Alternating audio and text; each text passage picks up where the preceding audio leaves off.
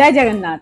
আমি এখন উপস্থিত হয়েছি হুগলি জেলার অন্তর্গত মাহেশের শ্রী জগন্নাথ মহাপ্রভুর মন্দিরে।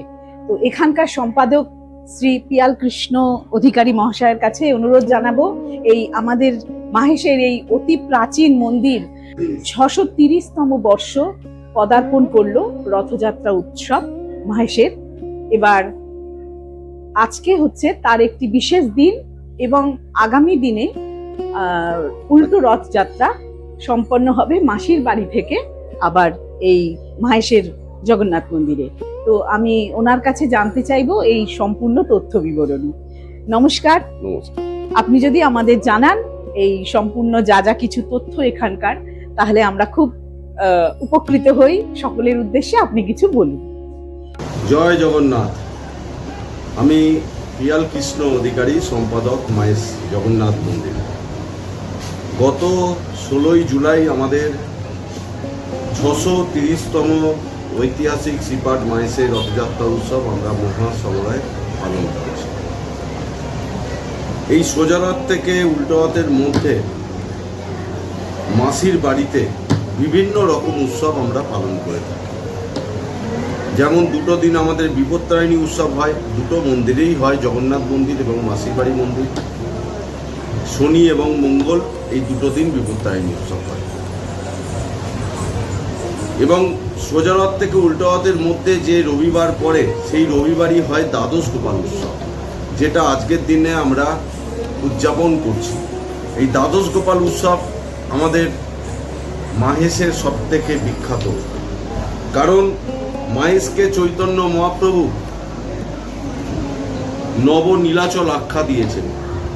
এটা কোনো ব্যক্তিত্বের আখ্যা নয়, স্বয়ং চৈতন্য মহাপ্রভু মাহেশেতে এসেছিলেন। এই 630 বছরের মূর্তিকে উনি স্পর্শ করেছিলেন, পুজো করেছিলেন এবং এই মূর্তিকে দেখেই তিনি চৈতন্য হয়ে গেছিলেন। আমরা সেই মূর্তিকে স্পর্শ করছি। 630 বছর ধরে স্বপ্নাদৃষ্ট দারুমূর্তি যেটা তৈরি হয়েছিল 630 বছর আগের, সেই মূর্তি এখনো পর্যন্ত জ্বলজ্বল করছে বিদ্যমান।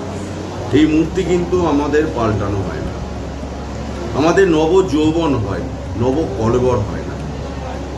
নব যৌবনে আমরা প্রতি নব যৌবনের আগে সানযাত্রার পরে আমাদের অনবসর কাল বলে, ওই সময়টাকে সানযাত্রার পরের দিন থেকে অনবসর সেবা শুরু হয়। ওই সময় কাঁসর ঘণ্টা বাজবে না, কোলাহল চলে না, সম্পূর্ণ নিভৃত আড়ালে জগন্নাথ দেবের অঙ্গরাগ হয়। তো যিনি অঙ্গরাগ সাধন করেন ভাস্কর, খুব পবিত্রভাবে পট্টবস্ত্র পরিধান করে মহাপ্রসাদ সেবন করে তিনি অঙ্গরাগ সাধন করেন। এবং শুক্ল অমাবস্যা তিথিতে আমাদের নবযৌবন, ওই দিন মহাপ্রভুর নতুন জীবন উনি ফিরে পান বলে ওনাকে পুষ্পমাল্যে ভূষিত করা হয়, স্বর্ণ অলঙ্কারে ভূষিত করা হয়, সোনার মুকুট, সোনার কান, হাত সমস্ত পরিয়ে দেওয়া হয়। উনি রাজা সেজে বসে থাকছেন গর্ভবতী। এবং সেই দিন জগন্নাথ দেবের অভিষেক প্রাণ প্রতিষ্ঠা চক্ষুদান হয় হোম যাগযজ্ঞের মাধ্যমে, এবং সকল ভক্তগণেরা আসেন ওনাকে মিষ্টান্ন নিবেদন করেন। এবং শুক্ল অমাবস্যা দ্বিতীয়া তিথিতে আমাদের ঐতিহাসিক শ্রীপাঠ মাহেশের রথযাত্রা উৎসব গত 16ই জুলাই মহাসমরায় আমরা পালন করেছি। আজকের দিন হচ্ছে আমাদের দ্বাদশ গোপাল উৎসব, রবিবার। সোজা রথ থেকে উল্টো রথের মধ্যে যে রবিবার পড়েছিল, সেই রবিবারই স্বয়ং চৈতন্য মহাপ্রভু তার দ্বাদশ পার্ষদদের নিয়ে, দ্বাদশ পার্ষদ মানে হচ্ছে চৈতন্য মহাপ্রভু যখন নীলাচলের পথে যাত্রা করছেন, সেই সময় তার বিভিন্ন জায়গায় তার পার্ষদদের দায়ভার গ্রহণ করে দেবার জন্য তিনি উদ্যত হয়েছিলেন। তাই জন্য মাহেশের হচ্ছে ঠাকুর কমলাকর পিবলাইকে তিনি দায়ভার দিয়েছিলেন এই জগন্নাথ মহাপ্রভুর সেবা পূজা। তাই আমরা হচ্ছি ঠাকুর কমলাকর পিবলাইয়েরই হচ্ছি বংশধর। আমরা 14তম পুরুষ, 14 জেনারেশন। তো ঠাকুর কমলাকর পিবলাই হচ্ছেন চৈতন্য মহাপ্রভুর অন্তরঙ্গ পার্ষদ ছিলেন, দাপর যুগের মহাবল সখা ছিলেন, 6 চক্রবর্তীর অন্যতম চক্রবর্তী ছিলেন এবং 64 মহন্তের অন্যতম মহন্ত ছিলেন। এই ঠাকুর কমলাকর পিল্লাই। দ্বাদশ গোপালেরও অন্যতম গোপাল ছিলেন।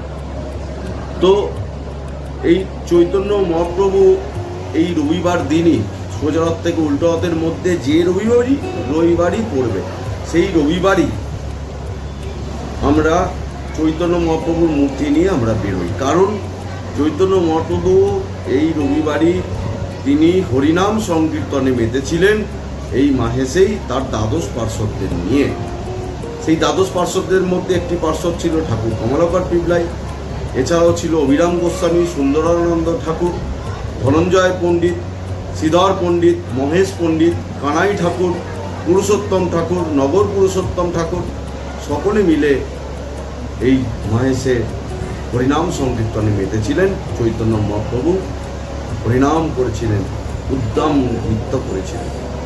তো তার জন্য সেই ধারাকে অব্যাহত রাখবার জন্য আমরা চৈতন্য মহাপ্রভুর মূর্তি নিয়ে আমরা বেরোই শোভাযাত্রা সহকারে, হরিনাম সহকারে।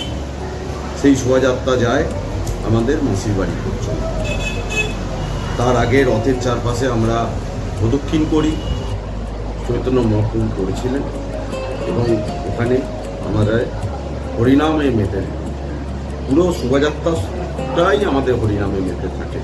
বিভিন্ন বৈষ্ণবগণরা আসেন এই শোভাযাত্রায়, ওনারা অংশগ্রহণ করেন, এবং সকল ভক্তগণেরা আসেন, সকল নৃত্য যারা যারা একাডেমি আছেন তাদের বাচ্চাদের নিয়ে তারা আসেন। তো সকলে মিলে আমরা এই হরিনাম সংকীর্তনে মেতে থাকি। এবং আগামীকাল হচ্ছে আমাদের এবছরে ঘোড়া পঞ্চমী, যাকে বলা হয় হেরা পঞ্চমী। আমরা বলে থাকি যে 12 মুঠে সর্ষে 13 মুঠে রাই, চল রে সর্ষে কামাখ্যা যাই, সর্ষে করে চরবর জগন্নাথের মন করে ধরপর। লক্ষ্মী ঠাকুর জগন্নাথ দেবকে মাসির বাড়িতে গিয়ে ওনাকে বশীকরণ করে আসে সর্ষে পোড়া দিয়ে। সেই মশাল জ্বালিয়ে আমরা নিয়ে যাই মা লক্ষ্মীকে। তো মা লক্ষ্মীকে আবার আমরা ফিরিয়ে নিয়ে চলে আসি জগন্নাথ মন্দিরে। এবং আগামী 24শে জুলাই আমাদের পুনর্যাত্রা মহোৎসব মাহেশের। আবার আমরা জগন্নাথ দেব, বলভদ্র দেব এবং মা সুভদ্রাকে নিয়ে রথের 4 তলায় আমরা অধিষ্ঠান করাবো। প্রথমে উঠবে নারায়ণশিলা, তারপরে উঠবে মা সুভদ্রা, তারপরে উঠবে বলভদ্র দেব, এবং তারপরে উঠবে জগতের নাথ, জগতের পিতা, পরম পিতা জগন্নাথ দেব।